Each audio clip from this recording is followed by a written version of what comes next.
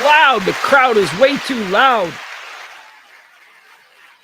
Welcome into the High Noon Rant. I am Pugs Moran. We do this every Monday through Friday at high noon. Hot topics, current events, trends, all of that stuff delivered to you in a stream of consciousness style. What is a stream of consciousness? Well, the minute I hit go live, cough.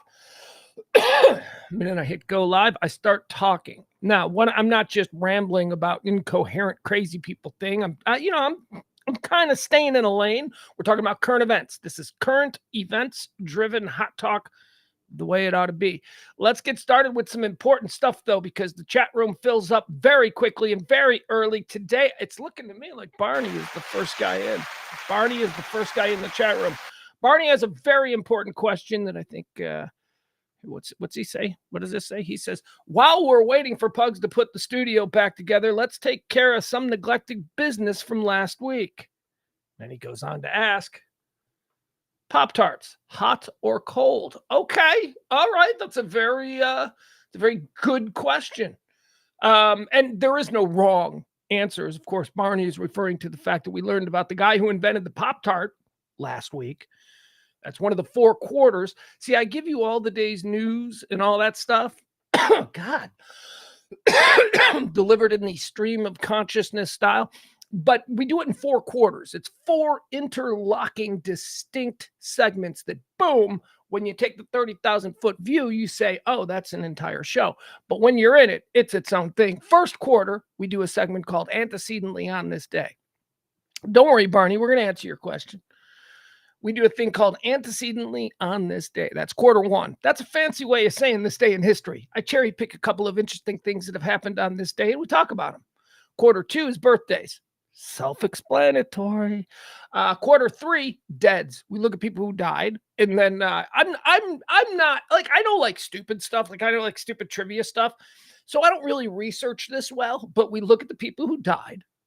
And then we determine whether they went to heaven or hell based on our understanding of what they were.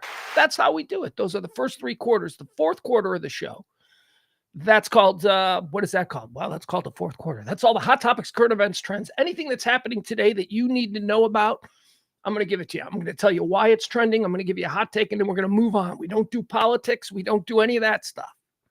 We talk about the world without having to be like, how did you vote? We don't care. We don't care. Keep that stuff elsewhere. All right, back to Barney's very, very important question. Pop-Tarts, hot or cold? Let's see here. Byron has chimed in with hot. Nobody else really has. Here's what I would say. There is no wrong answer to that question, Barney, because a cold Pop-Tart just straight from the box is a cookie. It's a delicious cookie. But I believe that when you warm it up, it takes on a whole nother attitude. And that's what I prefer. I prefer the hot Pop-Tart. Now, the real question isn't hot or cold. The real question is toaster or microwave. That's the question. Barney. I'm a microwave guy. I prefer it in the microwave. It's quicker. It's like 15 seconds in the microwave. And all the microwave does is just melt everything in the middle. And that's what you want. All right, Pop-Tart talk. Hey, this show, as we always like to mention, it runs on your gratuities. That's right. This is completely listener funded. The show's been going strong for 2.5 years. You people are the reason that we do it. And every day we award an executive producer of the show. Today we've got 2. Thank you so much. Not the first time they've had to share billing. And they were both very generous with their tips. Thank you to our executive producers today, the great Leslie C. and Christina P. 2 people this show have come to rely on. Man. It's like my show wives. It's like, what was that show? That show I never watched on HBO where the dude had like a bunch of wives. I'm like the show mothers who take care of everyone. You got Leslie. Of course, you got Christina. You got April. Nope. Not going to mention anymore. I'm not even going to mention anymore because there's so many of you to mention. Okay, so if you'd like to help support the show during the course of this show, you can and possibly be tomorrow's executive producer. All right. So we've gotten the Pop-Tart thing down. Byron's in the chat room.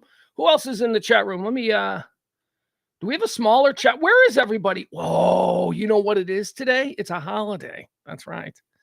People are outside their regular schedules. People are doing different things. They're outside of habit. Big Love. That's the show, Barney. Is that show any good?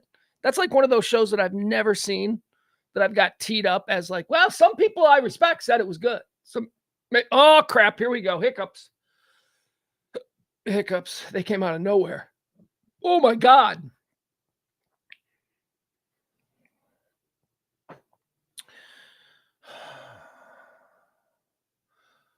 Once again, I'll point out, while doing a stream of consciousness, sometimes my breathing patterns and rhythms, they get disrupted, and hiccups are an inevitability. All right, let's get started. It is the High Noon Rant with me, Pugs Moran. The stream of consciousness started a few minutes ago, but let's go. It is the 19th day of February, year of our Lord 2024. That means that there are, hey, ho, whoa, hey, ho, ho. I didn't see this. This is kind of a, hi, Joel. People are starting to, KB's here, Kevin's here. People are starting to come into the chat room. I'm going to beat this round of hiccups. You guys know it's the 50th day of the year. 50, that's pretty good. That's good, because we always like to put things in 100 days. The first 100 days of 2024. It's 50. We can do 50. How many remaining? 316 days remain until New Year's Eve. Now, how does that work? Because it's leap year. That's right. 50 plus 316 is 366, and it's a leap year. That's why. All right, let's move forward. Let's do quarter one antecedently on this day. I'm going to tell you all the things that happened on this day that helped us, well, help us understand what today is. It's antecedently on this day, just a pretentious way of saying this day in history. I am hiccuping, man. I'm sorry. Maybe a cough will change it. Oh, this show is so gross, so unprofessional. All right, let's get into it. Antecedently on this day in 1807, former Vice President of these here United States, Aaron Burr, is arrested for treason in Alabama. He's put in jail. He's put in Fort Stoddart. What did he do? I don't know. I don't know enough about Aaron Burr. You know why? Because I haven't seen Hamilton, and he's a lesser founding father. These hiccups are really wrecking my flow. Antecedently on this day in 1846, full exhale, the newly formed Texas state government is officially installed. The Republic of Texas government officially transfers power to the state of Texas following the annexation of Texas by the United States. Welcome to the party, us. Ta-da! How you like us, America? You let us in? Basically, we're like the most influential state. What is Texas? This is fun because I wasn't born here, but I've spent the last 20 years here. And my son is a native-born Texan, and oh God, is he a Texan? Anyway, like I can tell you, like growing up in the Midwest, right? All right, so growing up in the Midwest, my perception of Texas was they're just big and crazy down there. They're loud, they're big, they're crazy, they're going to do their thing. Yeah, they're important. They're very important, but just they're different and just let them do their thing. Like being from a big city in the Great Lakes region, the Rust Belt, although still considered the Midwest, we looked at the South a certain way. Like we looked down our nose at the South. We didn't consider Texas. I didn't consider Texas the South. Texas, this is the thing that always confuses me about modern Texans. Texas to the rest of the country, dude, it wasn't the Confederates. It wasn't slavery and being racist. It was cowboys, man. It was that was Texas's brand. So that's what I always thought it was. But now that I lived here, it's a completely different kind of thing because Texas isn't at all. What is the birthday today? So it was on this day in 1846.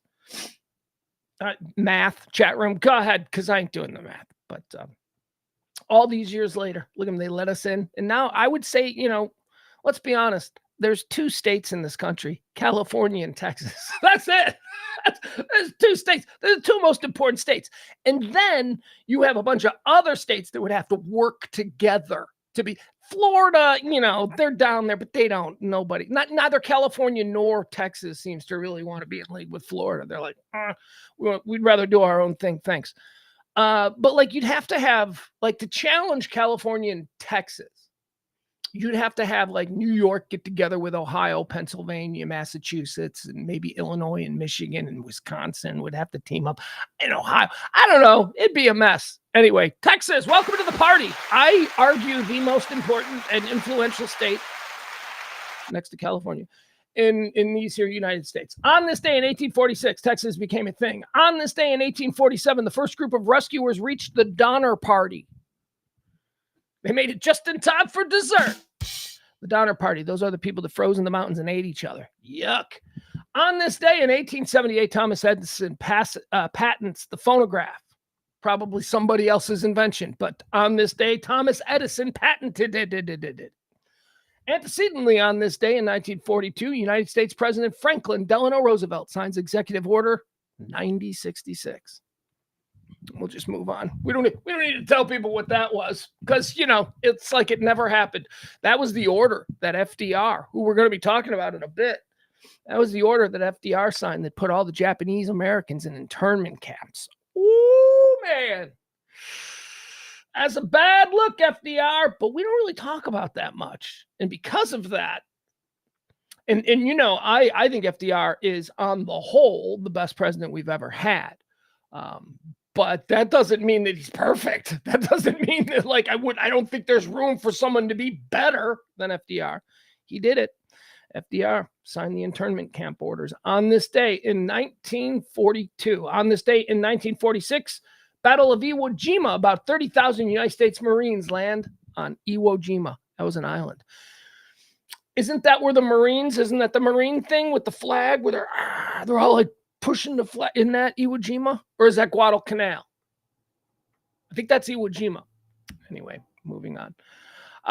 Antecedently on this day in 1968, Mr. Rogers' Neighborhood made its U.S. national debut on NET, the predecessor of PBS. Mr. Rogers' Neighborhood. For me, Gen X kid, that's some solid gold. Can't go wrong.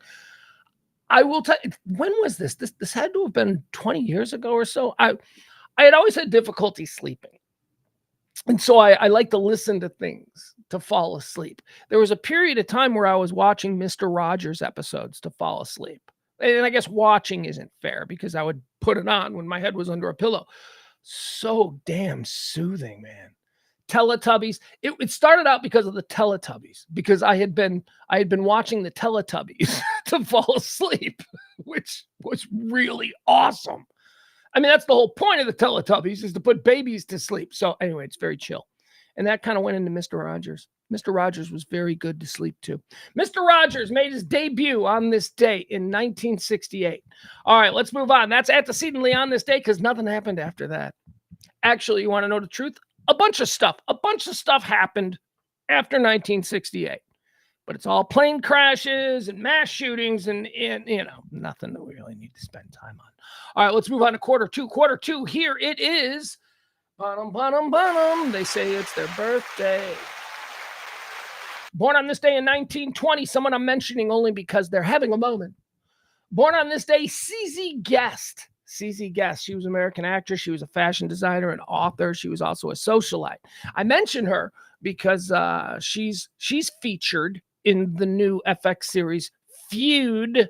We talked about this the other day when we mentioned Lee Radswell. Lee Radswell, who was the sister of Jackie Kennedy. She was a big socialite in New York. Well, one of her running buddies was this CZ Guest. She's portrayed in Feud, the new season of Feud. She's portrayed by Chloe Savini. Chloe Savini plays CZ Guest. Calista Flockhart plays Lee Radswell. And who else? There's other people. There's a bunch of other people in it.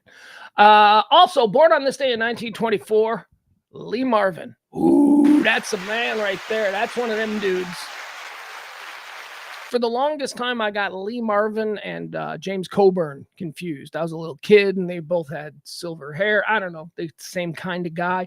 Lee Marvin, he's one of them dudes. Check him out. Born on this day in 1930, John Frankenheimer. John Frankenheimer, filmmaker, So, of course, we're going to do a John Frankenheimer draft. We use the NFL draft. You know, like we take, except for college kids coming out of college, we take the films of John Frankenheimer. We'll go quickly. This guy was a master. First pick off the board in the John Frankenheimer film draft on this, his birthday, Manchurian Candidate. Manchurian Candidate was made in 1960. What year? Does it say? Yeah, it doesn't say. Early 60s. Frank Sinatra, about the plot to brainwash someone, a military guy, into becoming sort of like a robot that you could then trigger and he would kill the president. That's what Manchurian Candidate was all about. And I believe it came out or was set to be released just after the assassination of President Kennedy. So they went, yeah, no, we're not going to, no, sorry, John Frankenheimer, this movie is not going to be released. Sorry, Frank Sinatra. And it was like shelved for like 20, 30 years. And then in the 80s, it was released on DVD, or not even DVD, in the 80s on VHS or whatever.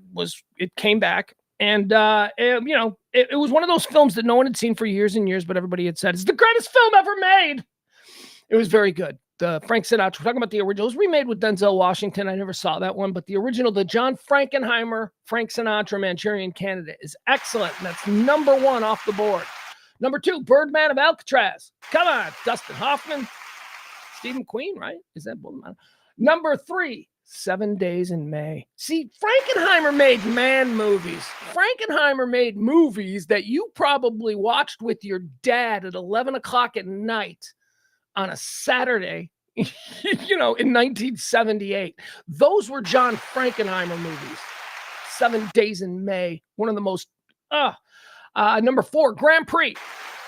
The finest auto racing film ever made, Grand Prix. I believe it was Le Mans. Frankenheimer just went and filmed at Le Mans. It was the real race, and he just shot a film around the actual race with Steve McQueen.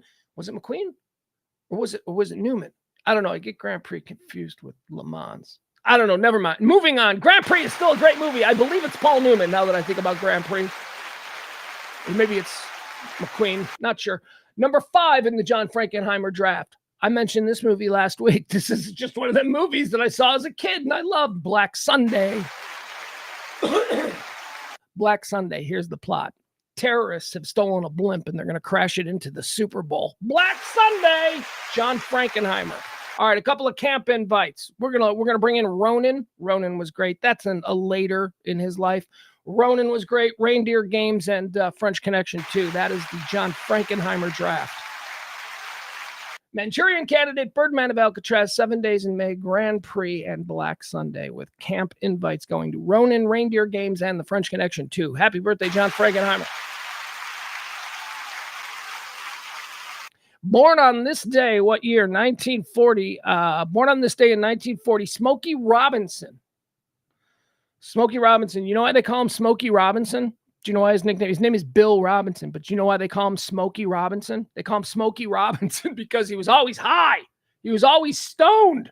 He was like the big weed guy back in like the 60s at Motown, although I imagine they all were, but Smokey was the guy. Hold on. My favorite Smokey Robinson thing, sure, you can say Tears of a Clown or whatever. I mean, he's got a million hits, but my favorite thing is when Smokey Robinson didn't know what Hanukkah was. Do you guys remember this? You know those cameo things where you can pay a celebrity to give you a special message?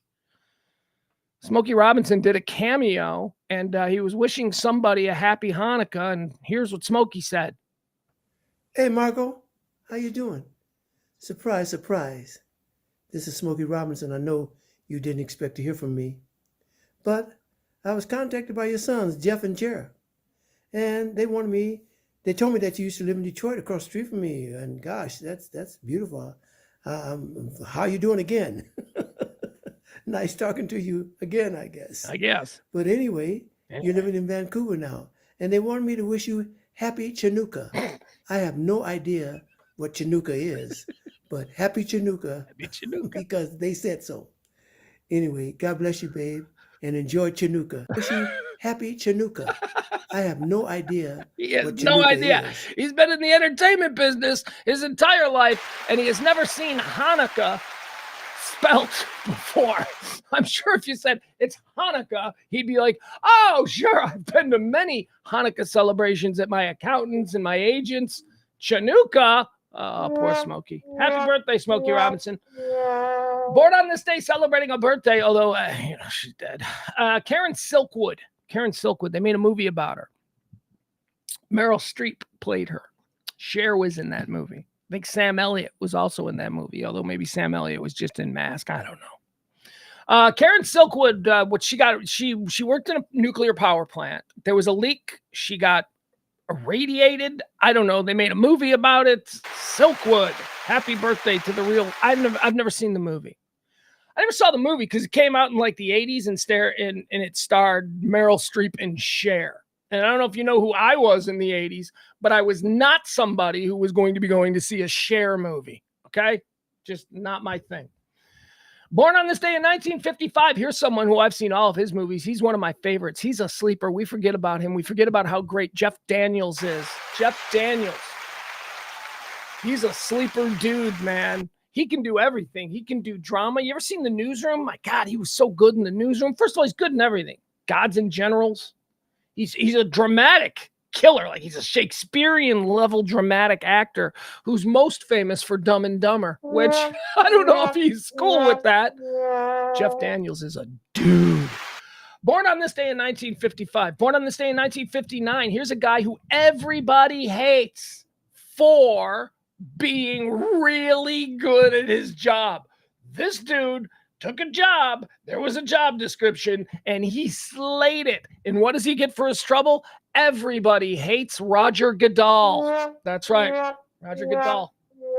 American businessman, the 6th National Football League commissioner. Everybody hates him. I guess no matter who's in that position. I mean, is there a commissioner of any major sport that people love? People hate Manfred. And I think Manfred did a really good job the last couple of years with the changes to baseball. I don't know. Bettman, right? When he run out, people, they despised him. Who else? Rizal. People always hated Rizal. I don't know. Anyway, happy birthday, Roger Goodell. I don't know, man. Whatever. You're the commissioner of football. That's a thing. And apparently you've turned the sport into the number one moneymaker in the history of money-making things. So good for you. And by any measure, you've done your job well. Born on this day in 1963, Seal. And I never understood Seal. I never got him. Kissed by the Rose. I didn't like that song. Wasn't a fan. Moving on. Born on this day in 1965, my neighbor, Clark Hunt. Yeah, the billionaire owner of the Kansas City Chiefs. He also owns FC Dallas. I think he owns the entire soccer league or whatever. Anyway, that dude, Clark Hunt. Happy birthday. He lives right down the street. I've never seen him. Born on this day in 1966, Justine Bateman.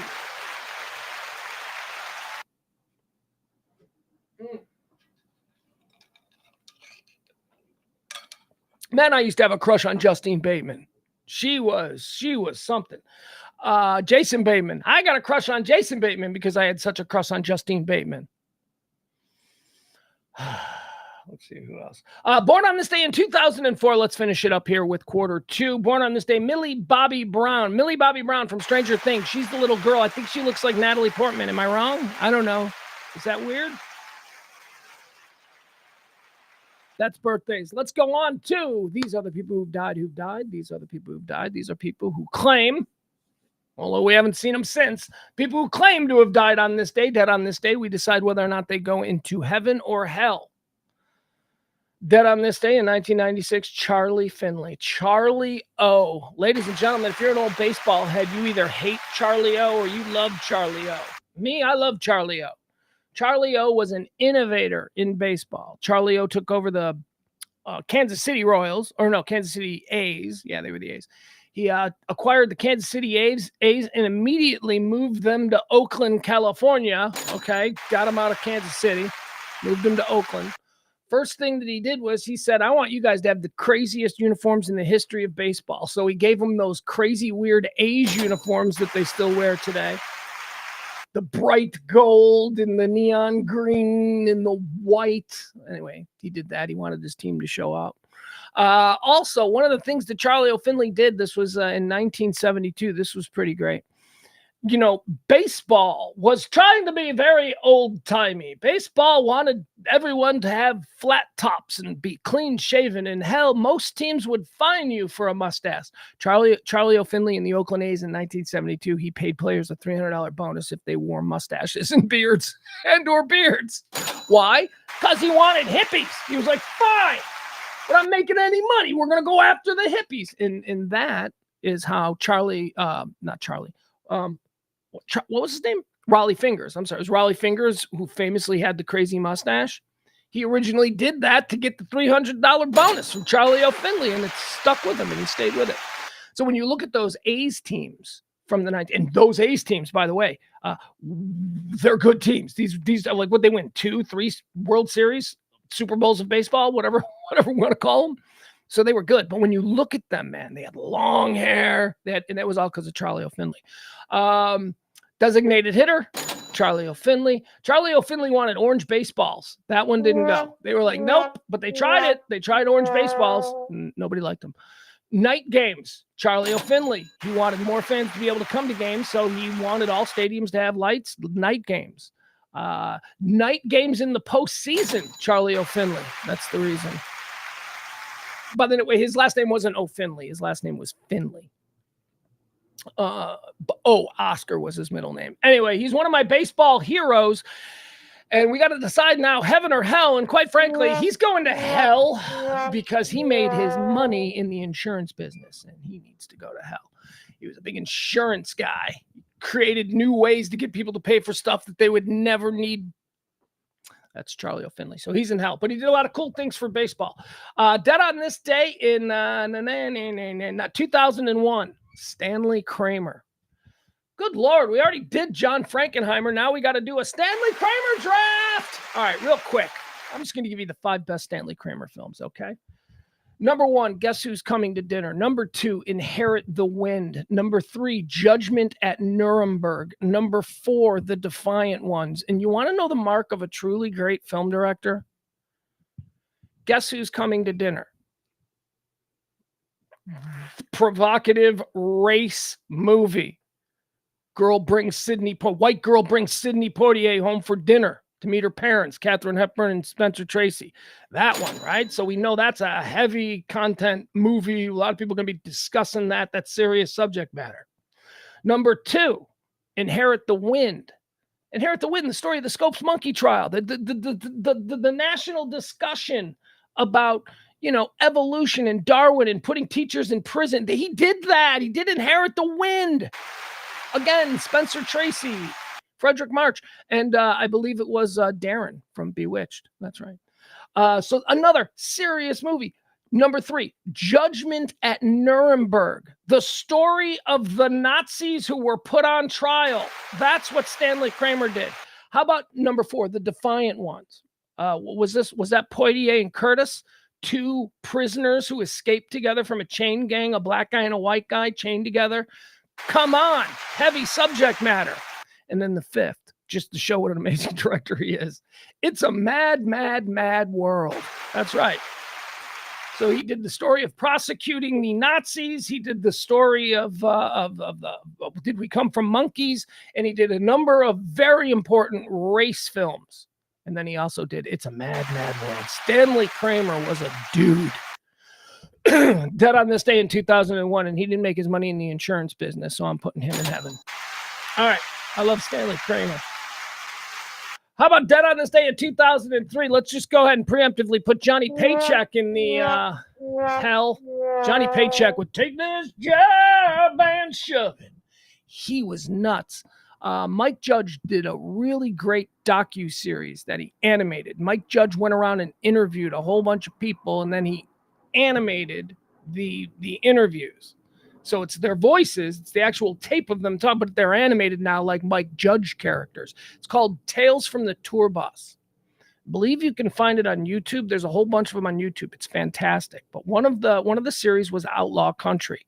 So Tales from the Tour Bus season 1 was Outlaw Country, and it was all these little mini documentaries about these great icons from outlaw country. Johnny Paycheck was one, and I watched it, and Johnny Paycheck is going to hell. One of his former bandmates in this thing were sitting there and being interviewed about him, and he said that Johnny Paycheck was really great on stage, but most of us thought he was retarded.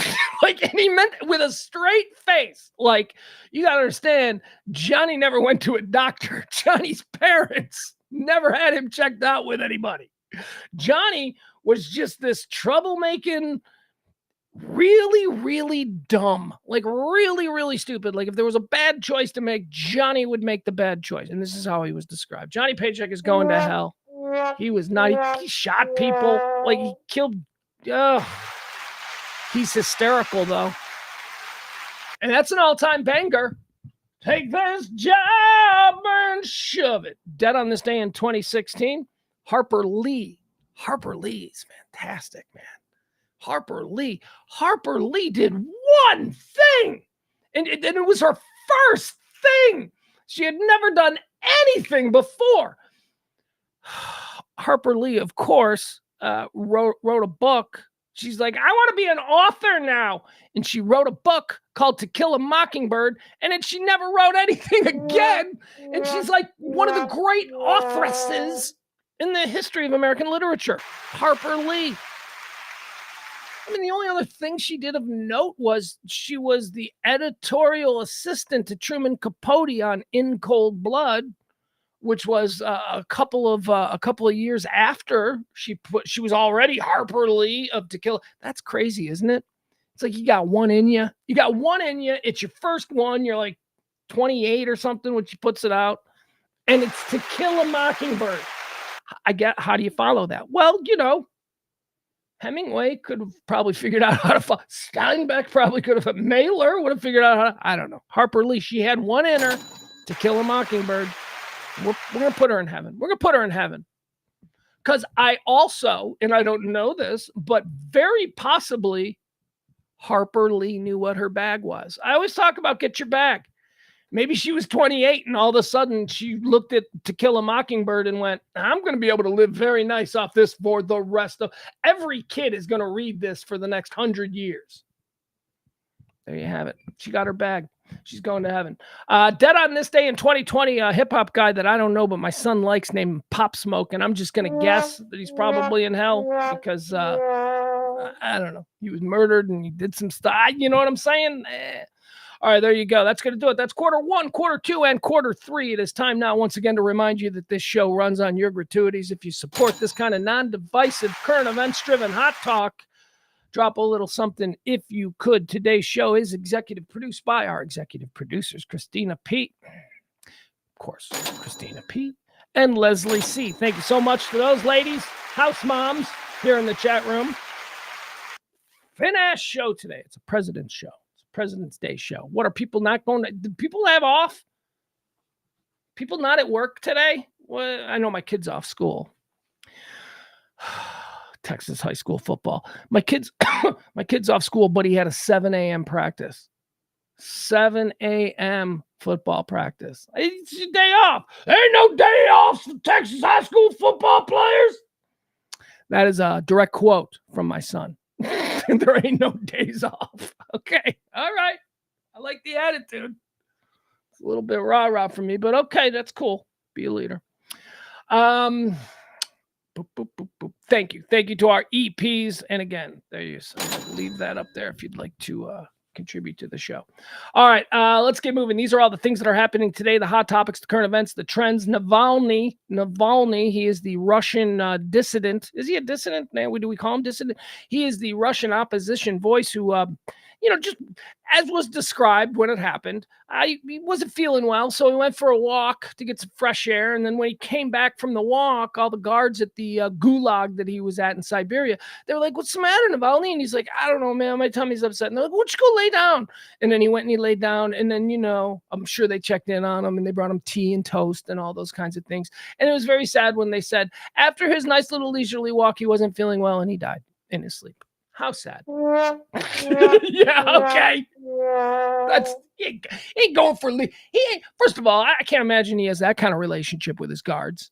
I can't imagine that any guard in a Putin gulag is going to want to be known as the guy that's nice to Navalny, right? I'm pretty sure that the unspoken rule when Navalny went there was that the guards were going to be mean to him because the boss man doesn't really like him. Russian authorities are saying the body will not be released for 14 days. Of course, a lot of people are like, well, maybe that's the amount of time it takes for whatever was in the system to evaporate, or, whatever they shot him up with, whatever pill. Family of Navalny, of course, wants it now, as does Amnesty International and all the other groups. We want his body now. And I can't see any reason why they shouldn't be given his body, especially since he just went for a walk and had a tummy ache and then laid down. What would they have to hide for the world to have an autopsy of Navalny? What would they be worried about for 14 days? What are they taking him by mule back? They got to bring him like 1,000 miles from in the middle of Siberia. And by the way, I say 1,000 miles. That's based on just being an American. It's probably more like 5,000 miles. That place is big. Russia is big. All right, that's what's up there. Chiefs Parade. We got some new video from the Chiefs Parade shooting. Remember, I told you I knew what this was. I knew what this was in the moment. This seemed like this was just gangbanger beef from the very beginning, and that's what it is. Got some video of how it started now. Let's see if I can pull this up. But here's the problem, though. Is this TMZ? Yeah, this is stupid TMZ video. All right, so that means they're going to make us watch a commercial. But they do a really nice job of showing us the shooters, showing us how the shooting sort of begins. Hold on. Just going to give me an ad. Oh, really? Is that a new thing? I can't move out of it? All right.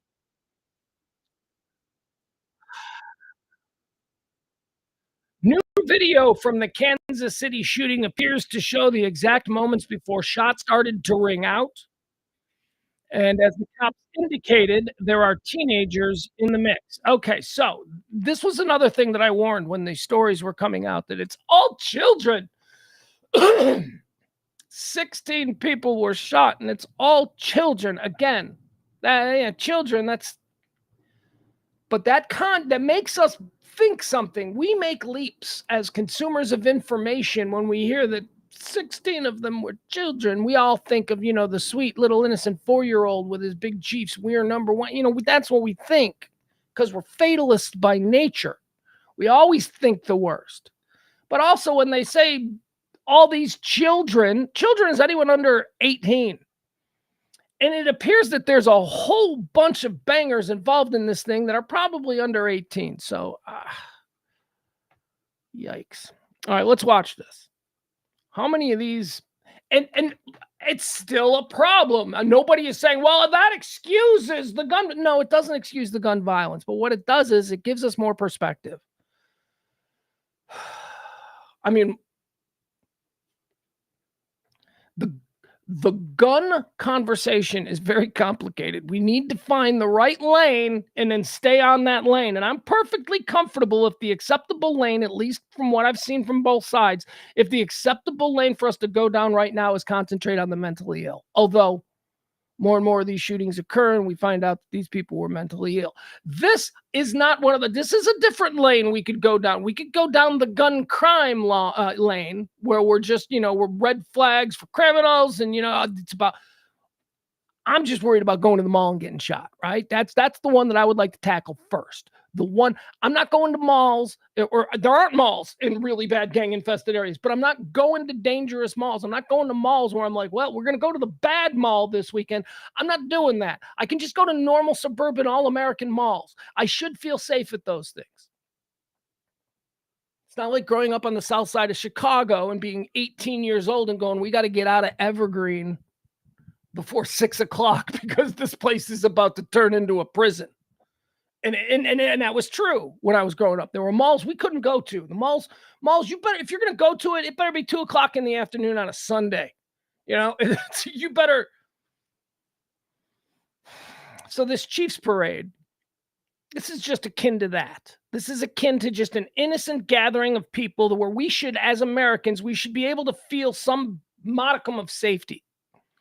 I wouldn't go to one of these things now. I don't even like to go to concerts. I don't like to go to any of these things. It's not because I'm afraid. It's because I'm tired. I'm tired of just having to be concerned with things.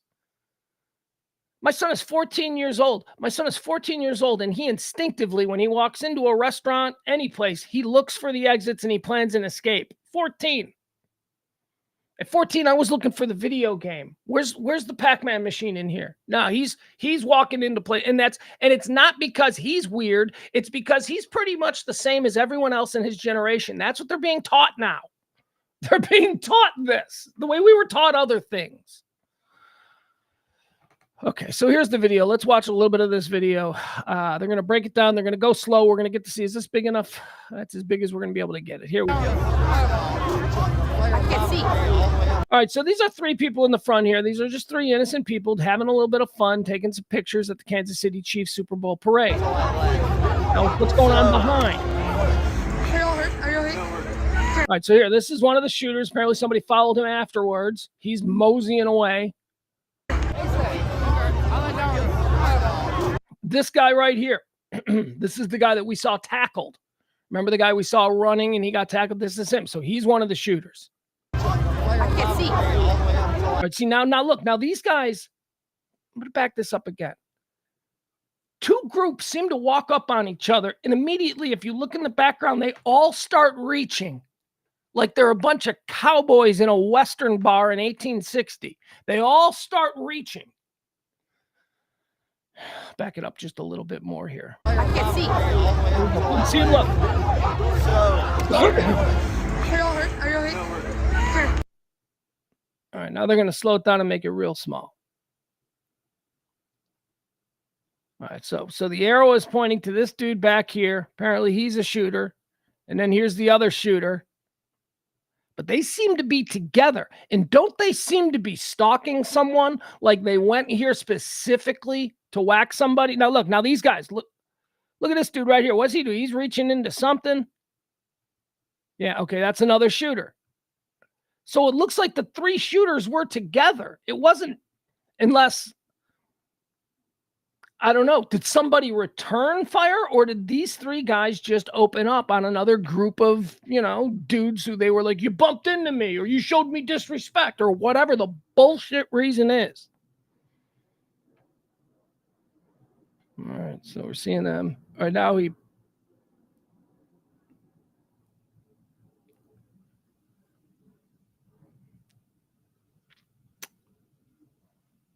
guess that's another one. I don't know what we're looking at there, but there you have it. Okay, so the Kansas City situation. What is the latest on the Chiefs? You go find it. There you go. We're just looking at video at this point.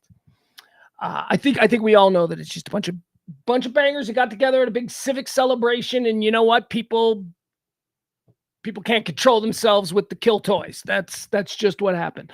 NBA All-Star game was last night. I didn't watch it. Did anybody watch it? Is that something that we're still watching? You guys, it was like 100 million to nothing. They set a record, the NBA All-Star game last night. It's been years since they played any defense. It's been a good, 25 years.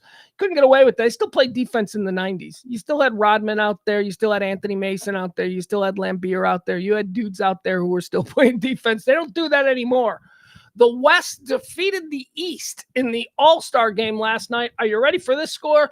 211 to 186. Not a lick of defense was played. I mean, it's just a fun exhibition night, right? If you're tuning into the All-Star game to watch NBA level basketball, then you're barking up the wrong tree. It's a mid-season break for these guys to get together, hang out. All kinds of league business being done in hotel rooms as everybody comes together in one place, which is a rarity in a league like that where teams are constantly traveling around. People are, it's that kind of a thing. Points records fall at the All-Star game. Let's see here. The NBA wanted more competition. It got more points instead. And once again, the All-Star game was all offense. All-Star MVP, Damian Lillard of the Milwaukee Bucks scored 39 points in the Eastern Conference, beat the Western Conference 211 to 186. I just can't. I can't dedicate one more minute to that. Lillard, though, I guess first guy since Jordan in 88 to win one of the big Saturday night events, the 3-point, the dunk, to win one of those events and then capture the MVP. Jordan winning the dunk contest in 88 and then becoming the MVP of the game. Dame Lillard won the 3-point shootout. The 3-point shootout. Hey, did somebody shoot against a girl? What happened there? Wasn't that a thing? Was that one of the things? Like, didn't Steph Curry shoot against a girl? I don't know. Why would he do that? You can't. That's a no win. You're Steph Curry if you win. And if you lose, you're Steph Curry and you lost to the girl in the WNBA. Why would he agree to that? But I don't know what happened there. That dunk contest sucks now, right? The dunk contest sucks. It was fun when it was superstars, you know. It was fun when it was like, you know, Adrian Dantley and Michael Jordan and Daryl Dawkins and who was the other guy? Who's Dominique Wilkins? But now it's all like dudes who are just professional dunkers. They're like guys who are deep on scrub team benches who they're really good at dunking. They can't play team basketball. Those are like the guys we're seeing now. Like the people who win the dunk contest are people I've never heard of. Moving on, that's it. Is it President's Day or is it George Washington's birthday? I don't even know what today is. Anybody out there know what today is? Frank says Steph Curry beat the WNBA star in the 3 contest.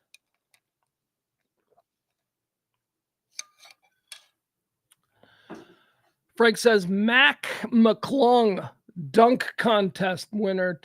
Is that who won the NBA contest? Or Frank, are you just yelling Texas Tech players out? I don't know. All right, it's President's Day.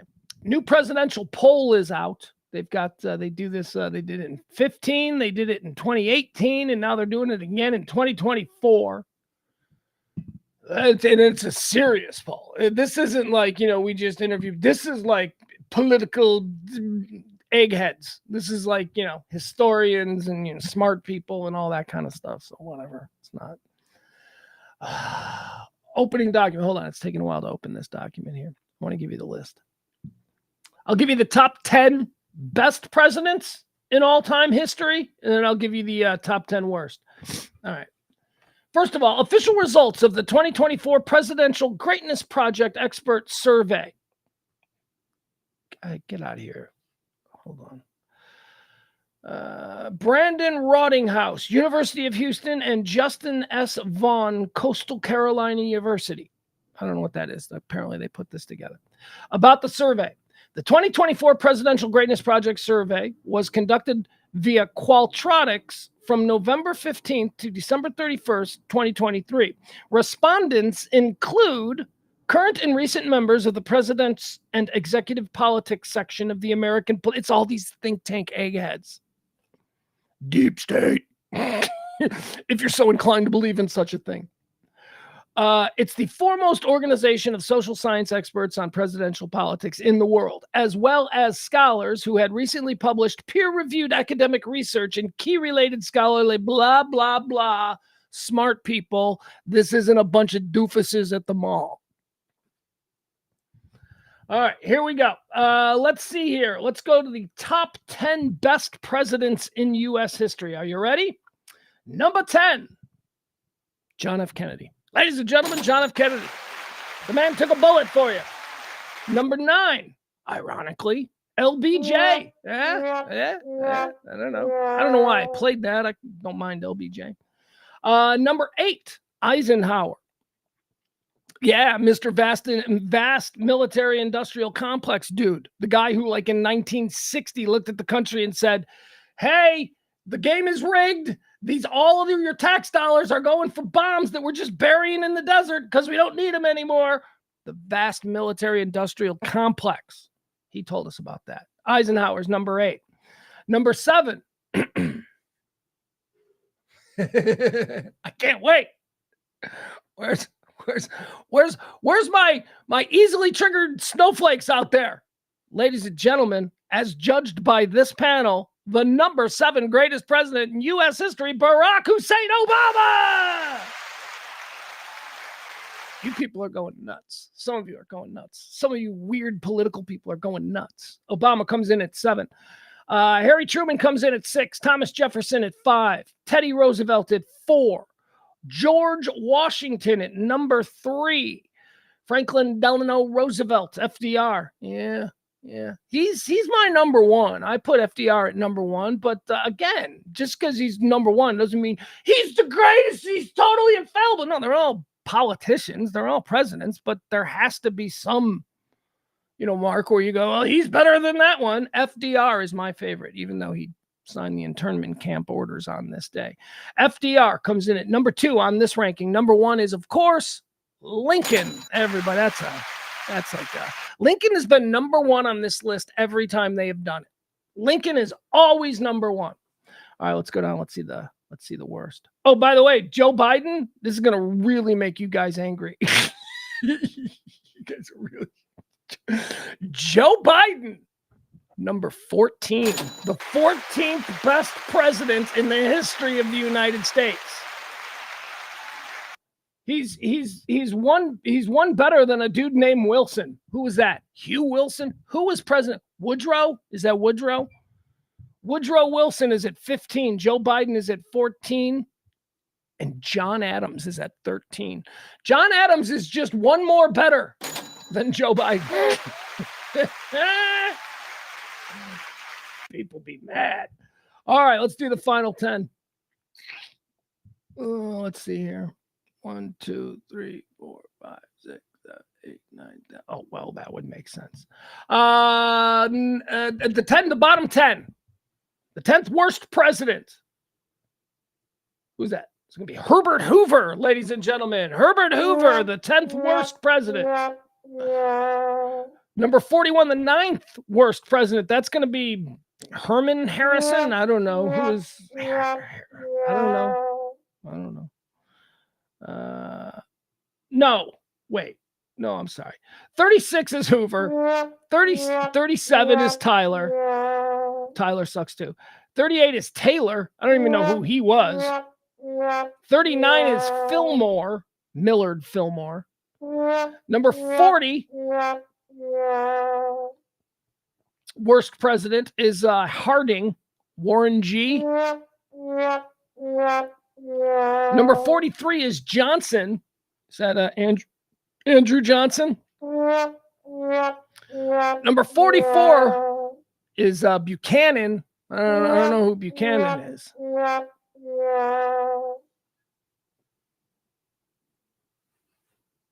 You know who's last.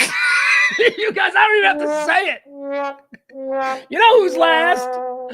You know who's last. And who knows? He might get another crack at it. Donald Trump comes in last. All right, there you go. That's that big egghead deep state presidential survey released today. You're seeing it all over. I watched a big breakdown on CNN this morning of it. We could get into the deep woods. We could talk about a Rutherford B. Hayes, how controversial his ranking is, all of those things, but we won't because that shit's boring on this President's Day. Extreme winds. Apparently extreme winds. This is a story. They were talking about it all morning. Airplanes were going 800 miles an hour with the jet stream. 3 planes. Apparently in the past 24 hours in the eastern part of the United States, flying between Washington, D.C. and New York City, hit speeds of 800 miles per hour. Is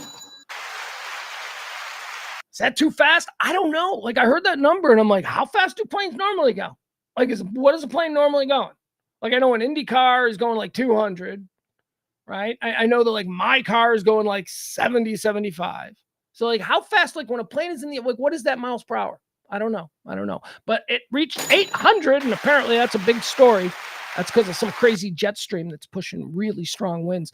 I guess the whole country is windy. We've been pretty windy here in North Texas this past weekend. There was some, but not like crazy. The plane's going to go 800 miles per hour. Texas congressman got himself hacked, or is this a dude who's running for Congress? I'm not sure. He's a Democrat, so I can't imagine he's in office. Not in Texas. No, I don't know. There's a couple Democrats around here. Congressman's campaign site suffers an X-rated attack. Henry Queller Cuellar. I don't know. If he is a sitting congressman, he's a good one. Because if you don't know the name of a congressman, then he's doing the work.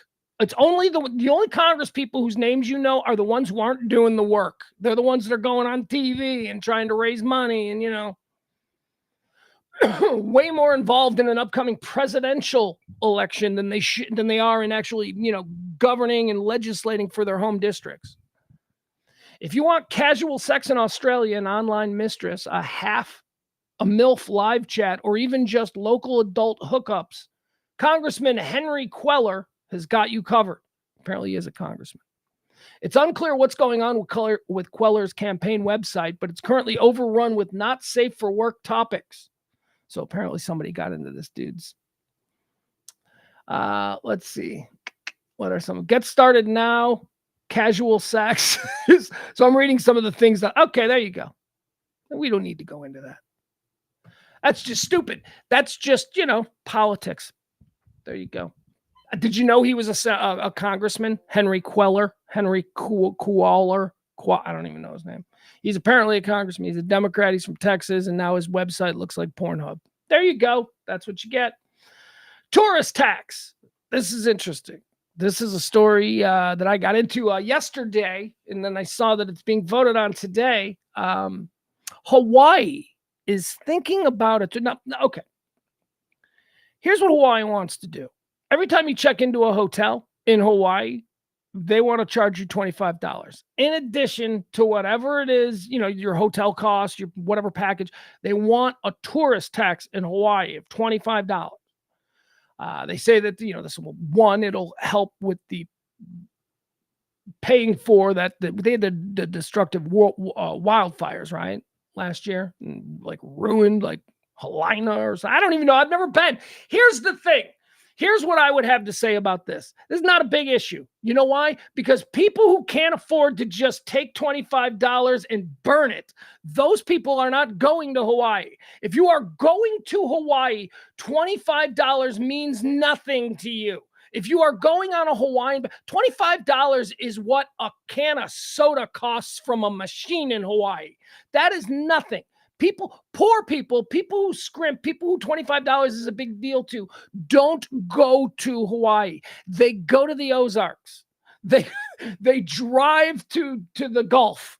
That's okay. So stop it with, this is going to kill tourism. No, it's not. An extra $25. People dream their entire lives of going to Hawaii. They scrimp, they save. $25 is not a deal breaker. Vacation destinations worldwide are now reevaluating the role tourists play in their communities, and the toll over tourism takes on limited natural resources with some. Stop it. You're already, the whole reason that you have hotels and that tax base and restaurants and shit is because of tourism. Stop acting like the tourists do nothing. They've built up your entire island. Seriously. I mean, look, I don't have a problem with the $25 tourist tax in Hawaii because I ain't never going to Hawaii. It's too far for too little payoff. Oh, it's beautiful. Okay, I can go to the Keys. Have you ever been to the Keys? And the Keys are, sort of in the contiguous United States. I can go to the Bahamas. I can go to Mexico. I don't need to go to Hawaii. That's for other kinds of people. What are we saying here? Let's see. Communities and the toll over tourism takes on limited natural resources, with some installing new fees for visitors. Hawaii, which hosted more than 10 million last year, is the latest to consider a tourism fee that leaders say will pay to protect beaches and prevent wildfires. Okay. The proposed $25 fee, which would be collected when visitors check into a hotel or short-term rental, is working its way through the State House and could be approved. Now the state, home to 1.4 million residents, needs tourists as Maui recovers from the devastating Lahaina wildfires that killed at least 100 people last year. Visitor numbers have fallen in recent months, as has tourist spending compared with 2022. Well, yeah, it's because for 2 months you said don't come here. So don't cry. We knew that going in. We knew that this wildfire was going to have a negative impact on this year's bottom line, especially when it came to tourism. Remember Hawaii? That was like a big deal. They were like, don't come here. It was like the first time ever because they were dealing with the fires. Greece and New Zealand are among destinations that now charge tourists a so-called climate tax. Now, you can't call it that here in America. Okay, you call it a tourist tax. Don't call it that. Don't call it that. You're just gonna. You don't need you don't need the headache. Greece and New Zealand are among destinations that now charge tourists a so-called climate tax, which can range from just over $1 to $100.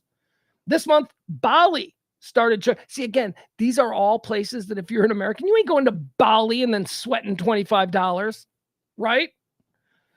Bali charging all foreign tourists a $10 fee. Yeah, that's going to really hurt people who want to go to Bali. You know who's been to Bali? My friend Emil. Like super rich people and arms dealers. That's who goes to Bali. $10 fee to promote more sustainable tourism. This spring, Venice is going to start charging a day rate to combat over-tourism and cap day trippers. It's a very small price to pay to preserve paradise, said Hawaii's Democratic Governor Josh Green in an interview. All right. Again, not a big deal. But I'll tell you, if you go to a Yogi Bear campground and, the dude's like, all right, that'll be $9 for the day plus another $10 tourist fee. That's where people are going to be like, what? Hawaii, Bali, Greece, please charge those rich people whatever you can get away with. George Santos is back in the news. He's suing Jimmy Kimmel. Jimmy Kimmel people just lining up to sue Jimmy Kimmel, or is it the other way around? I don't know. Jimmy Kimmel seems to be always in the news with the word sue somewhere. Somebody's suing him. He's suing somebody. George Santos sues late night host Jimmy Kimmel for tricking him into making videos to ridicule him. Okay, so here's how this goes. George Santos is a whore. And because he's a whore, he will do a cameo like the one we saw earlier from Smokey Robinson for just about anybody. So, of course, Jimmy Kimmel in a room full of comedy writers went, we should get George Santos. We should pay for cameos. And that's what they did. And now George Santos is embarrassed, and now George Santos wants to sue. Well, guess what? You did it. You're on Cameo. They signed you, or they paid you money. You agreed to say whatever it was. That's their property. You are shit out of luck, dummy. It's called due diligence, George. You can't just make shit. Oh, well, look who I'm talking to. Former U.S. Rep. George Santos alleged in a lawsuit filed Saturday that late-night host Jimmy Kimmel deceived him into making videos on the Cameo app that were used to ridicule the disgraced New York Republican on The Kimmel Show. Lawsuit filed in U.S. District Court for the Southern District of New York names Kimmel, ABC, and Walt Disney as co-defendants. Well, why not? Deep pockets all around. See what happens. I might cut you a check to make it go away. What else do we have here? So in Florida, that's a lot of conversations have begun that way on this show. In Florida, Florida is one of 18 states to allow corporal punishment in schools. Will it change? So, corporal punishment. That's where teachers and gym coaches and deans or vice principals are allowed to physically reprimand students. Allowed to put hands on your kid. Now, here's what I always thought. Because, I went to a Catholic school where it was a Catholic boarding school where the nuns, they just beat the shit out of everybody. And I'm like, hey! This is the 80s. You can't do this anymore. They were just brutal. And it was always my understanding that this is the difference between public and private school, or I get charter schools. What's the difference between a charter and a private school? I grew up in a Catholic. You went to either a Catholic school or a public school. Catholic schools you had to pay to go to, and they could do whatever they wanted to you. So I don't know. So it was always my understanding that that's how it was in this country, that you couldn't touch a student in a public school.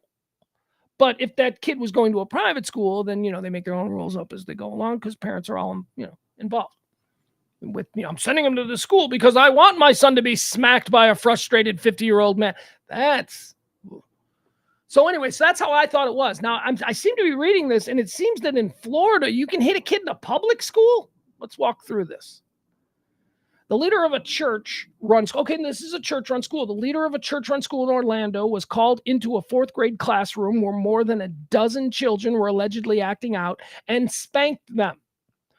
Orange, Osceola State Attorney Andrew Bain investigated his actions as possible child abuse, but did not file charges. When the decision was announced last month, it begged a question. Florida still allows corporate punishment in schools.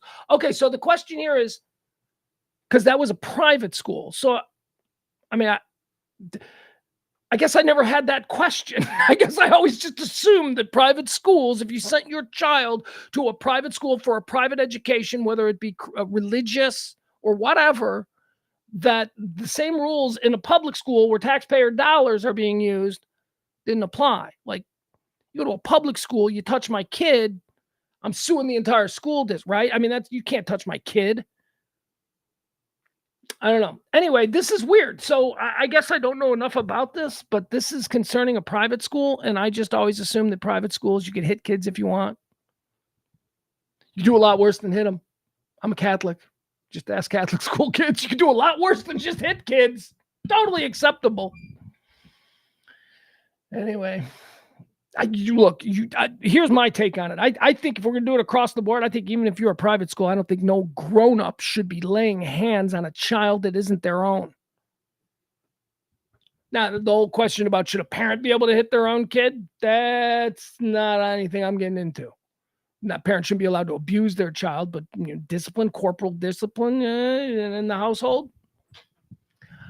I know I hit my kid. My kid got spanked. My kid was terrible, though. He was bad. He was really bad. But he got spanked. Never too hard, but he knew that this was a punishment. I don't know. Now, I used to get, as a kid in the 70s, man, I would get open hand slapped across the face in public in front of 100 people at a grocery store. My mom would just just smack me. People would applaud. People were like, yeah, that's a good 1970s parent. I don't know. I mean, but I couldn't get away with that. You couldn't get away with that today. Could you imagine open hand smacking your kid in a Target? Oh, the Karens and the cameras. Oh my God. He's beating his child right there. And I don't know. And by the way, my mother wasn't abusive in any way. I got bigger than her really quick. And if anybody was abusive, it was probably me. So, but yeah, I don't know. Kids were raised differently. Did you guys hit your kids? Do you guys, did you guys spank your kids? And you don't use an item. That's where you draw a line. You don't go, you don't get a belt. If it's too hard for your hand, okay, that should be the template. That should be how it. Besides, I found over time that I am far more effective getting what I want from my kid using passive aggressive, just slightly altering my attitude around him to the point where it drives him nuts, where he'll say something like, "What's going on with you? What's wrong? What's wrong?" And then he'll realize. And I can't hit him anymore. He's too big. I remember when he was younger, he used to throw tantrums, and his mom said to me once, she said, "He's too big. He's too powerful for me. I can't hold him down anymore." And I remember thinking, that's funny. Well, that ship has sailed for me too. Kid's bigger than me. He's way stronger than me. What did he do? He set some squat record at his school. Oh no, that's not what it was. That was the last thing. He's a freshman. He put up 225 pounds on the bench. He's just way stronger than me. I wasn't at 200 pounds as a freshman. That was what I was trying to get to. He's already at 225. So I don't know. Corporal punishment. It's a thing.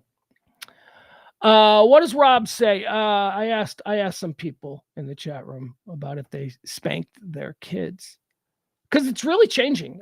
I mean, generation to generation, I don't know if it really happens anymore.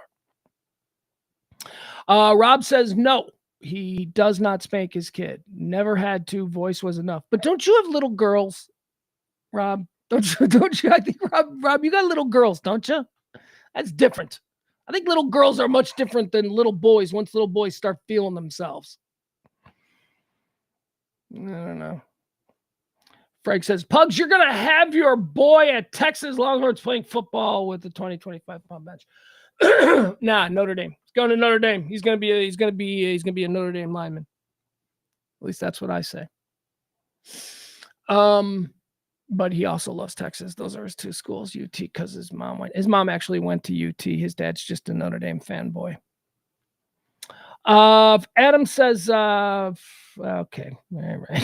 Hold on. It seems like I was going to quote Adam, but it sounds like he's getting scrappy with Byron. We don't need that.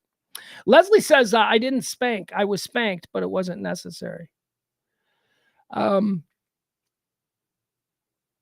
I don't know. I think boys are different than girls. I think dads with boys are different than moms with boys. And I certainly think maybe moms with girls are different than dads with girls. Like I have friends who have all daughters, and I know that they would. I couldn't imagine any of my friends who have daughters raising their hands to their daughters. I mean, their daughters. To my friends that have daughters, their daughters are like Fabergé eggs. You know what I mean? Like you don't go near, you don't touch them, you don't. Anyway, okay, there you go. Here's another little Hollywood story. Home Improvement is in the news. The kid from Home Improvement, Zachary Tyler Bryan. That kid, he was one of the kids, right? One of the sons. There were two sons on Home Improvement. He got a DUI. Apparently, it's his second DUI, although this one is less serious than the other one because the first DUI, that involves some domestic violence. This one does not involve domestic violence, just DUI. Let's see. What else do we have? Madonna fell on stage. You want to watch Madonna fall down on stage? We can do that. She was, I don't know where her tour is. She's touring, right? I would go see this Madonna tour. Madonna is Madonna. I'm a Gen Xer. I would go see Madonna. There's enough in her catalog where she's going to spark some memories and I'm going to have a good time and, But I don't know. Is it time? Like, how old is she? She's 70 yet? Because she's still trying to do like a Madonna show from here. You'll see. Is this TMZ again? Is TMZ going to make us? Yeah, it is. It's another video from TMZ, which means they're going to make us wait through a commercial, but that's okay. I can read you the story. Here we go. Madonna suffered on stage this weekend, which saw her go toppling backward in the middle of the show. But thankfully, she seemed to be okay. She was in the middle of performing Sunday night at Climate Pledge Arena in Seattle, her latest stop on her celebration tour. And while she was belting out, "Open your heart to me," that's good to know. It's good to know she's going deep in the greatest hits because that's not one of her main greatest hits, but that's going deep into like mid-1986 Madonna, maybe a little bit later. It was in the middle of her doing "Open Your Heart." She and one of her backup dancers attempting a choreographed move in a chair and all. It all went to shit. All right, here you go. Let's see. Let's watch Madonna fall off a chair. Fun. Here we go. Okay. All right.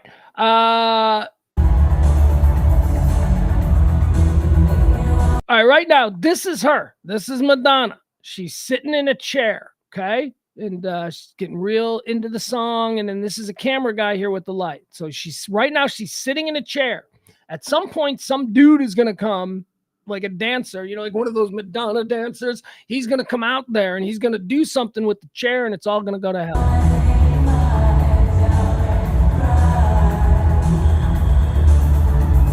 Here he comes. Okay, so my favorite part of this video, and I've seen it before, you can see him, he's approaching her. They've done this a whole bunch of times before. My favorite thing is after the incident happens, this dancer doesn't know what to do.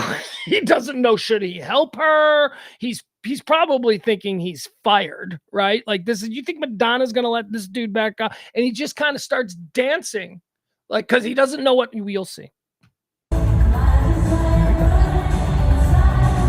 That's what she looks like. Here he comes from behind.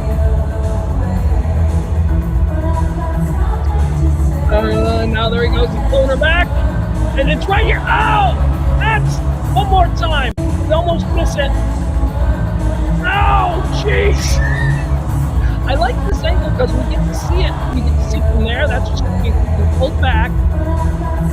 Now the camera moves to real time. Oh, she fell.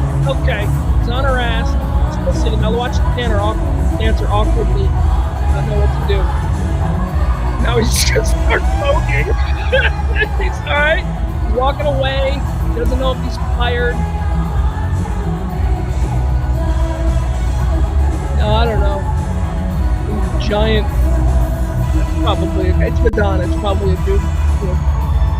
Probably a trans woman, which is what's going on here? Oh, there you go. Madonna falls and then is comforted on stage by a giant background dancer while the other background dancer just kind of meanders around wondering if he's fired because he probably is.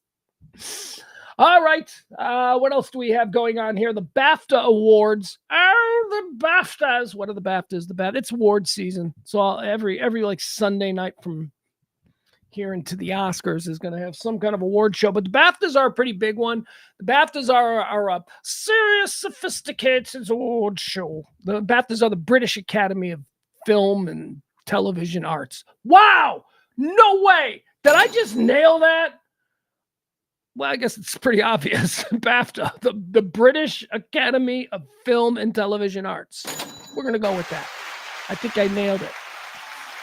Anyway, let's see. BAFTA award winners. It says here that Oppenheimer sweeps Best Picture, Director, Editing, and Cinematography and Score.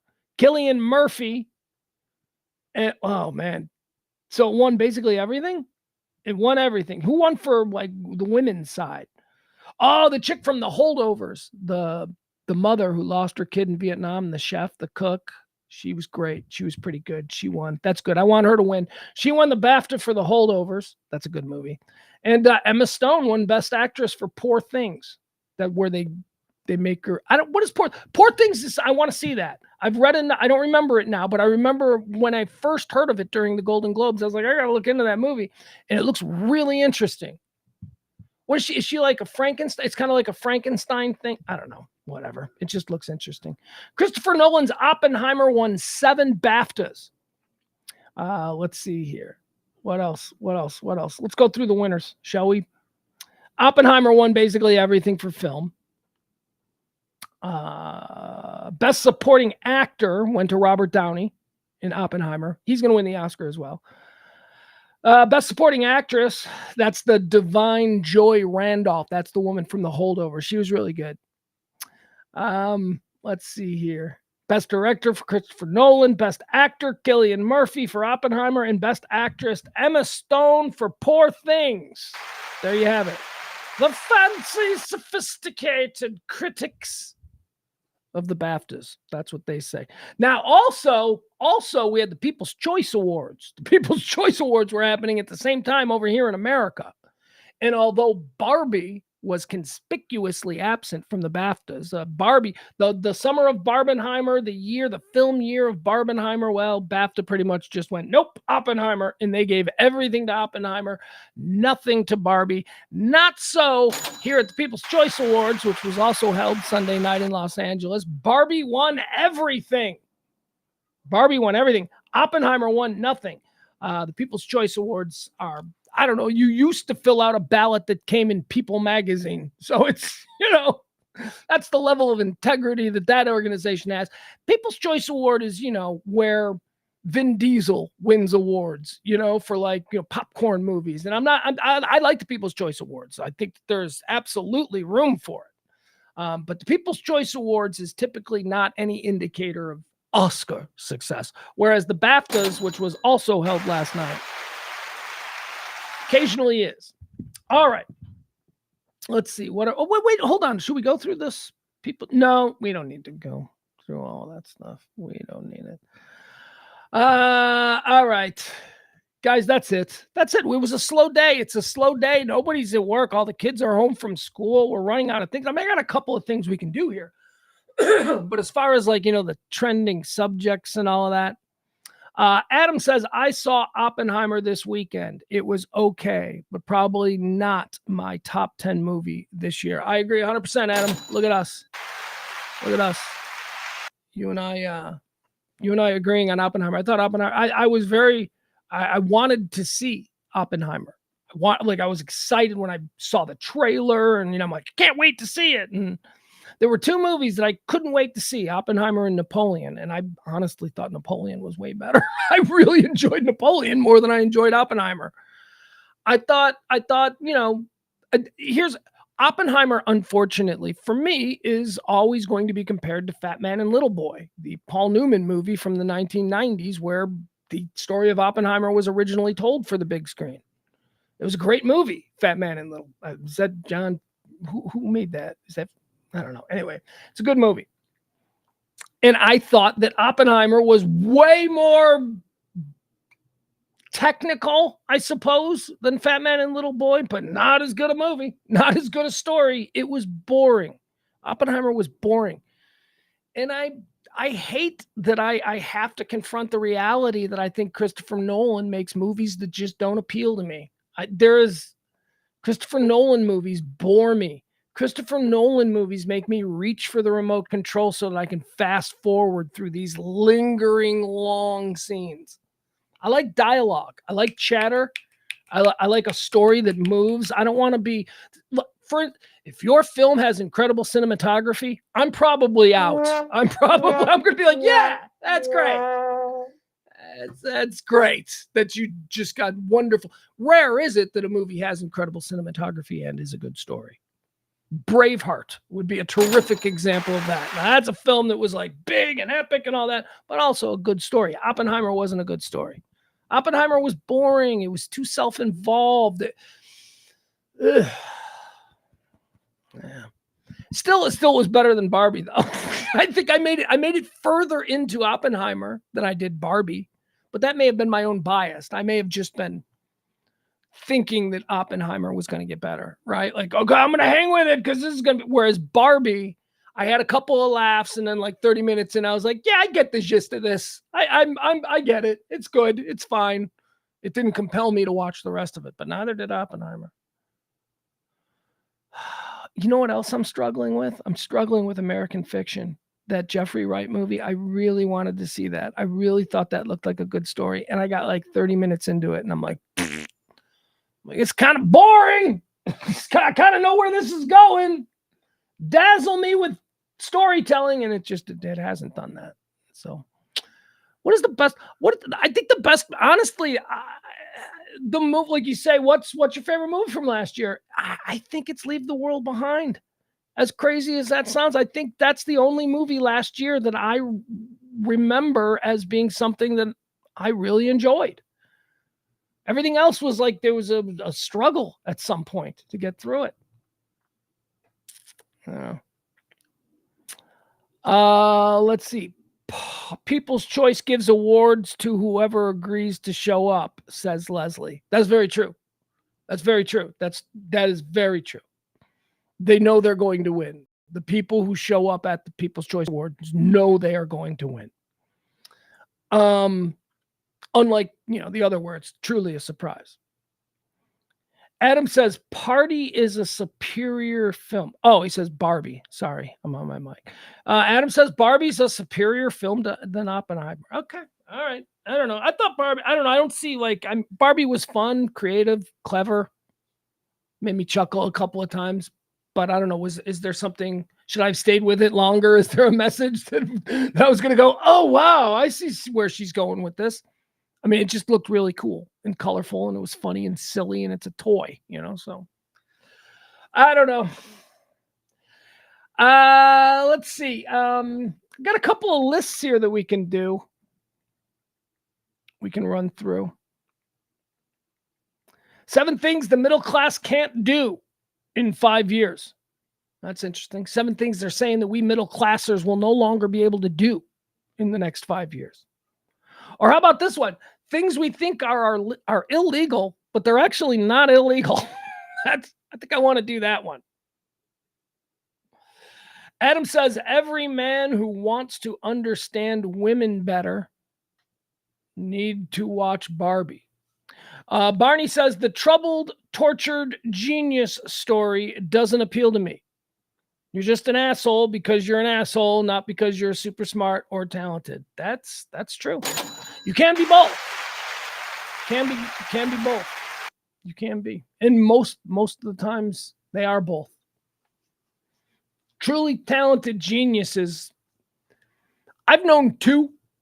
I've known 2 people who I would say that dude's an off the charts talented genius, creative, and they were both assholes. They were both incredibly difficult people. All right, how about we do this? Let's do things we think are illegal but aren't.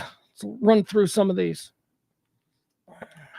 I don't know. What is it's all just a construct. Laws, prison, it's all just a construct, people. Things we think are illegal. Nothing is illegal. Nothing is illegal if you're a free thinking. No. All right, let's see this. 18 completely legal things that people think are against the law. All right, let's see how stupid this is. They had the 18. You couldn't get 2 more. You couldn't say 20. Taking free samples. Well, who thinks taking free samples is illegal? Avoid becoming the individual who exhausts all the complimentary samples at the grocery store. Though one could conceivably hop between various stations and indulge endlessly. While such behavior garners disapproval, it remains within completely legal bounds. Oh, I see what they're saying. Like if you wanted to go to a free sample tray and just eat the whole damn thing, you could. It's not illegal. It's a dick move, but it's not illegal. All right. How about, let's see. Riding around in the bed of a truck. Huh? Growing up in the Midwest, we thought that was illegal. I always thought, you can't be back there. I always thought that was illegal. Here in Texas, I'm pretty sure nobody in Texas thinks that's illegal. Relaxing in the bed of a pickup truck enjoys complete legality in 20 states. Across the remaining 30 states, however, age restrictions come into play. All right, but it is legal to be in the back of a truck. Just in certain states, you have to be a certain age. Let's see. Marrying a step-sibling. Nobody thinks that's illegal. Do people think marrying a step-sibling is illegal? Like, stupid people, they're not your real sibling. You can marry a step-sibling. I want to hear the story. Like, I want to, like, I got questions. I'd love to interview you 2 crazy kids. Though viewed with disapproval by the general public, no legal prohibition exists against marrying your stepbrother or stepsister. Despite the potential taboo nature of such unions, the law doesn't stand in the way of such arrangements. Okay, so let's say this. Let's say 2 people meet in France. They're off on, in college finding themselves and their paths cross. And then it turns out that their mom and dad are married back in the United States. They didn't know that. They'd never met. Kids they grow off and mom's like, yeah, I got a new boyfriend. We're getting married. And the kid's like, all right, I'll see you at Christmas. I'll meet him then. Step siblings, there's nothing wrong with that. But if you grew up in the house like brother and sister, like a familial unit, and you've crossed that Rubicon, that sexual line, that is definitely taboo. All right, the whole thing is weird. Unless they're like, here's how it's not weird. All right, here's another one how it's not weird. Your step siblings doesn't mean you're raised in the same house. Like, what if like the sister? What if your stepsister is raised at her mother and her new husband's house, and you only see her maybe in the summer or every now and again? You know what I mean, like that. It's not your sister. She's just like a hot cousin that you see at family events. There's nothing wrong with that. You could hook up with that years later. No, why is that? No, you could hook up with that. That's okay. I don't know. It's all weird. I have no brothers or sisters. I really don't know where the line is. Taking too many napkins. People think that's illegal, but actually it's not. You can take all the napkins. Like if you wanted to walk in and take all the napkins, you could. Again, it's a dick move, but apparently it's a social covenant that they are allowing you to take as many napkins as you need. Your part in the covenant is being responsible in how many napkins you need, but technically not illegal to just take all the napkins. Owning exotic animals, going topless, bringing food into another restaurant. Oh, this is a big one. Isn't this more just awkward? Like, have you ever been to like, you're at Chipotle, right? But right next door, there's a Five Guys and all of your friends are at Chipotle and they're eating, but you don't want Chipotle, you want Five Guys. Do you have to just go and sit alone at Five Guys, or can you order your Five Guys and come back to Chipotle and eat the Five Guys there? I would say that is improper. I would say, dude, you don't do, that's just a bad look. Whatever, get away with it if you want, but it's, it's not right. What's the reality of it? Have you ever entered a high-end dining establishment with a McDonald's meal? Well, no, I haven't done that because I'm not a crazy person. Chances are the aromatic clash might lead to an expulsion, but fear not, it is not a criminal offense. It's just frowned upon.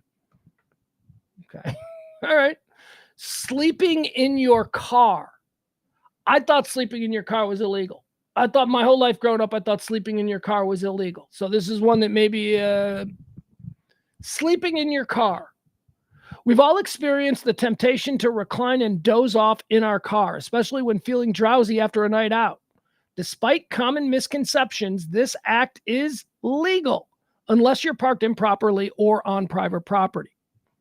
All right, that makes sense. So if I'm on public property, like if I'm on a public street, I just want to pull over and I can sleep. And when the cop goes, everything okay here? You want to just move along? You can technically go, no, I'm just kind of going to sleep here. I guess you don't want to say sleep at all, but you know what I mean? It's technically not illegal. How about driving naked? I would assume, okay, isn't this interesting? Because being in public naked is illegal. You can't be naked in public. It's naughty. It's a part of our naughty laws. But is your private vehicle public? When you are inside your private vehicle, are you in public? Therefore, if you choose to be naked inside your private vehicle, are you running afoul of public, what do they call them? Public naked laws. Should the desire arise to drive your car in the buff, it's within your legal rights. However, there's a catch. Entering or exiting the vehicle sans clothing might pose legal challenges. Potential onlookers, if they take offense and voice their concerns, could lead to legal repercussions, such as charges of public, I bet you that's the word I'm looking for, public lewdness. While the act is not inherently legal, the practicalities surrounding it, especially being in public view, could result in unwelcome legal entanglements. All right, so how about this? How about you've got an attached garage? How about you're walking around your house naked, car's in the garage, you're walking around your house naked. Go into your garage, your attached garage to your house. You're not going outside, you're in the attached garage. You get in your car. You pull out of the driveway, you drive to the McDonald's, you go through the drive-thru. You're naked. You are naked, but you are in. That's fun. That's a YouTube video. Who wants to do it? Byron, you want to try that? See what happens? I need someone to try that. I think the legal argument was I was never in public. Now, I had an interaction with someone in the public. That's because their business model dictates that that's how we got to do it. I don't know. All right, naked in your car is apparently legal, although troubling. Some people are going to be like, we're still going to charge you. So, be wary, but it's not technically illegal. Filming people in public. This is a big one. This is a real big one. I remember when video cameras first started to come up in the 1990s, it was widely believed that you could not film people in public, that it was illegal. And then the whole cops thing about how, remember, a lot of people thought it was illegal to film cops. It is absolutely not illegal, although the cops will tell you it's illegal to try and intimidate you, hoping that you don't know the actual law. It is not illegal. Filming people in public. Let's see what they say here. Engaging in public filming might raise eyebrows, but it's entirely legal within public spaces. Here's what this comes down to. Expectation of privacy. When you are out in public, if you are out in a park with thousands of other people and it's a beautiful day, you have zero expectation of privacy. So anything that you do, if it is captured by somebody with a camera, or hell, if it's even captured by a satellite, or if it's captured by a traffic camera, if it's captured by somebody's Zoom doorbell across the way, you have zero expectation of privacy when in public. So therefore, stop telling people they can't film you, because they absolutely can film you. Engaging in public filming might raise eyebrows, but it's entirely legal within public spaces. Ponder this. If it were illicit, the global profession of capturing candid moments, especially with celebrities, would face extinction. That's true. You couldn't just chase down a celebrity and go, hey, what do you think? Because that would be illegal. It's not illegal. Counting cards. Well, I think counting cards is illegal, right? I don't know. Byron's a big gambling man. Byron might have some insight into this. Counting cards. These are things that, completely legal things that people think are against the law. So apparently counting cards is legal. Mastering the intricate art of card counting is legal, yet it requires finesse. However, once a casino detects your card counting prowess, they'll scrutinize your activities. They can escort you out if caught red-handed, or even impose a ban. Forbes reveals a staggering $60 billion in casino revenue for 2023. Hinting that attempting to level the playing field might be a compelling idea, but be prepared for the consequences if your card counting strategy captures the casino's watchful eye. Yeah, they'll F you up. They'll F you up, but it ain't illegal. They ain't calling the cops. You want them to call the cops. You probably want the casino to call the cops. What is this one? Let's see. Again, we're going through a list. Having a monkey for a pet. These are things that everybody thinks are a little illegal, but they're not. They're totally legal. You can have a monkey for a pet. All right, moving on. Wait. Owning a pet monkey is restricted in specific states. Okay, so here are the states you can't have a monkey in. Can't have a monkey in New York. Can't have a monkey in Alaska. That's weird. Why does Alaska have any rules? The whole reason Alaska exists is because it's for people who don't like rules. That's the one rule. All right. If that's, you know what? If that's the one rule, if you got to have one rule, I'm okay with that. I don't need a monkey. That's fine. If that's your one rule. Let's see. So no monkeys in New York, Alaska, Georgia, Maine, Maryland, and Minnesota. You know why there aren't no monkeys allowed in Georgia? And people would sex up the monkeys in Georgia. Bunch of, you know that. It's more about, sex in Georgia than anything else. The other states, they seem to be just, we don't need monkeys here. All right. Having a pet monkey, completely legal. Baby walkers. A baby walker, often perceived as an endearing do people think baby walkers are illegal? Okay, apparently. Recording a conversation. Oh, well, here's a little something I know a little something about. Recording a conversation. Numerous states operate under the umbrella of a one-party consent state. Okay, this is very important. Granting the legal privilege to record a conversation without the knowledge or consent of the other party involved. This practice is widely accepted in most states, with only a handful imposing restrictions on such recordings. Let's see here. Familiarizing oneself with the specific regulations in a given state becomes essential, ensuring adherence to the permissions, boundaries. Anyway, one party versus two-party state. I have a lot of experience of this in Illinois. I can tell you Illinois is a one-party state, or at least it was 25 years ago. You can record conversations. Even in states where it's a two-party, depending on what you're going to do with it, you can still use it. You can still record it. It may not hold up in court if you're a two-party state. Two-party, both people on the line, both people being recorded need to be aware. Well, is Texas a one or two-party state? I'm pretty sure Texas is a one-party state. Hold on. Is Texas a one or two-party state when it comes to recordings? Texas is a one-party state. Texas standard of one-party consent state. There you go. That's good. One party. You got to be able to catch con men. You got to be able to catch people doing bullshit. You got to be able to record people doing the only people complaining about being surreptitiously recorded are people who are up to some bullshit. That's why I never understood the two-party state. All right, what else we got? I got to be honest with you. I was a little concerned before I Googled that Texas might be a two-party state, but it's not. Being barefoot. Who thinks being barefoot is illegal? Okay, we're going to move on from that one. Obviously, being barefoot is not illegal.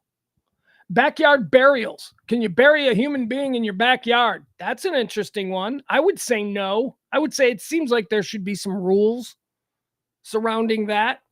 Like you got to let someone know. Otherwise, you're just burying people in your backyard. You know, the fine line between serial killer and homesteader. Very, very thin. Across the majority of states, it remains entirely legal to lay your departed loved ones to rest in the serenity of your own backyard. However, adherence to zoning laws is crucial, considering factors like proximity to bodies of water, which might have specific regulations, blah, blah, blah, blah. But yeah, you can bury grandpa in the backyard if you're so inclined. Why do we have, why I don't understand cemeteries. I don't understand why cemeteries became a thing. But then again, I'm somebody who wants to be cremated. So, you know, I'm no longer taking up all of this space because I'm just going to be cremated. You're just going to put me in a thing. I don't know. I don't understand why cemeteries became a thing. Well, I guess because people didn't have anywhere. Because I guess a lot of people, did cemeteries become a thing because of cities? Because people didn't have yards, I guess so. There you go. All right. People think using a radar detector is illegal. Apparently it's not. Like law enforcement utilizes radar devices for speed monitoring, citizens have the right to own one for personal use. Although acquiring a radar gun may come with a substantial cost, it is invaluable in providing accurate speed information and keeping you attuned to the traffic flow in your vicinity. Or if you're just like a really pushy dad with a son who's got a really good pitching arm, you might want to invest in a radar gun. That's it. Those are okay. That was fun, wasn't it? Sort of. How close are we? We're still 15 minutes early. Barney says that a dead body in the backyard might affect resale value. Yeah, I'm sure you'd probably have to let them know that. You have to let people know when someone's been murdered or died in your house.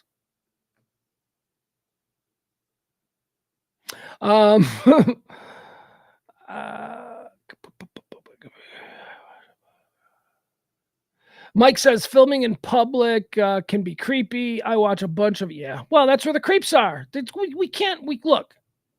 You got to be able to film in public. We can't just not let anyone film in public because some of us can't behave ourselves. A bunch of like upskirt creeper type dudes. We cannot regulate the fun out of the rest of us because there are some people who behave improperly. We just need to get those people out of the mix.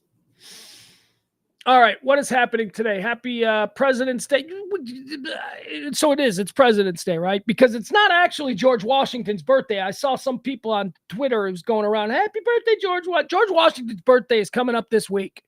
We will celebrate it officially on the day that it actually is, which I believe is the 22nd. Let's see. What do I got to report on this weekend?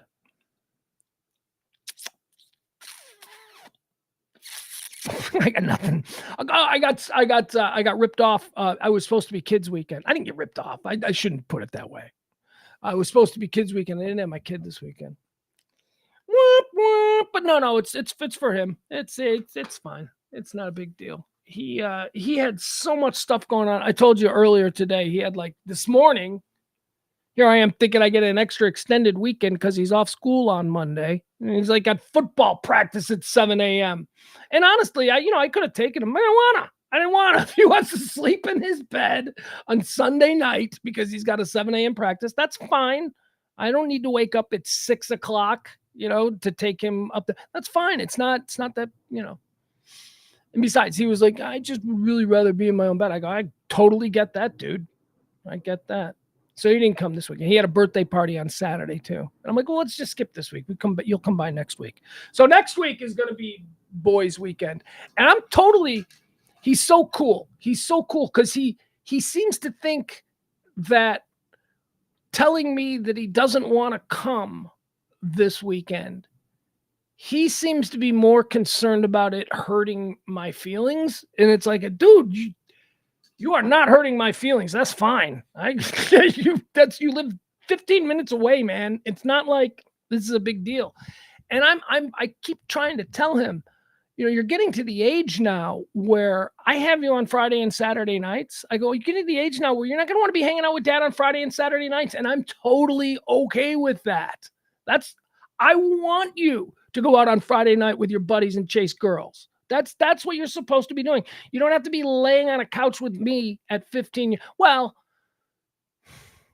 see, this is when I was his age, when I was a freshman in high school, I was out every Friday and Saturday night. I could not imagine, the lifestyle that he has. He doesn't go out. He doesn't go to parties. There are no high school parties at 14, 15, the way there were back when I was in high school. He tells me everything. I mean, and when I say he tells me everything, I'm not being naive. He tells me everything. I know all about his friends. I know all the stuff that's going on. So they're not bad kids. They're kids. They're doing normal kid stuff, but they hang out on Discord. They don't hang out in each other's bedrooms on Friday night until midnight because they didn't get invited to the upperclassmen kegger and they can't go anywhere else. They don't do that. They hang out on, in chat rooms together. They hang out in the comfort of their own rooms. I don't know. It's different. So anyway, he had a really busy weekend, and I am really happy that he had a really busy weekend because we didn't have a busy weekend planned. We're going to throw the ball around. We're going to lay around. We're going to watch movies. We're going to maybe make some big extravagant dinner. But that was it. That wasn't, we didn't have plans. He went out. He had fun. He had a birthday party. He's got football. He went to the mall with his friend. He's good. He's growing up. Kids, they grow up. And all of a sudden, they're just not like your little buddies anymore. And my point is, he seems to feel more guilty about that than he should. And I'm like, dude, you should not feel guilty about this. You're telling me that you would rather go to the mall tonight because there's a chance you might run into that blonde girl from Spanish class. You're telling me you'd rather do that than hang out with dad and watch Burt Reynolds movies. I totally get it. I think going to the mall and possibly, and by the way, that's just a hype. I just made that up. But that, you know what I mean? That's what a teenage kid.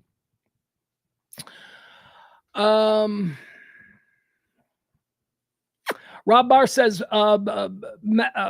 radar detectors are illegal in California. I think radar detectors are illegal in a lot of states, but the thing that's legal is the radar gun. You can actually have the gun. It's the detector that I guess is illegal in places.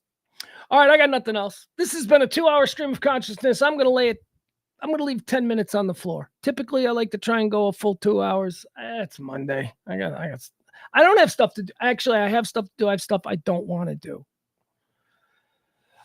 Kevin says, as hard as it is for dad, it's a sign you did good. They want to explore and feel. Yeah. Oh, I didn't do good. His mom did good. His mom, his stepdad, they did good. I contributed a little. He's a good kid. I got no complaints there. At some point, I'm going to have a big complaint because it's building up to something. He is way too... he's checking all the boxes, like all of these, oh, he's such a good kid, athlete, popular, straight A's, all of that stuff. He's checking all the boxes. And I know that he's like a super devious, super manipulative, he gets what he wants. So I think this is all a front. I'm happy for the front. I tell him all the time. I say, I'm so proud of you and all of these things that you are doing. And I can't wait to be completely heartbroken by how you disappoint me. And we laugh. He's like, what do you mean? I go, you're up to something. That's what I mean. You're up to something with your straight A's. You're up to something. No, I'm kidding. We have fun. We have a good relationship. All right, I'm done. I'm out of here. I love you guys. We'll see you tomorrow. Okay, tomorrow at noon for more of the High Noon Rant. That's it. I'm out of words.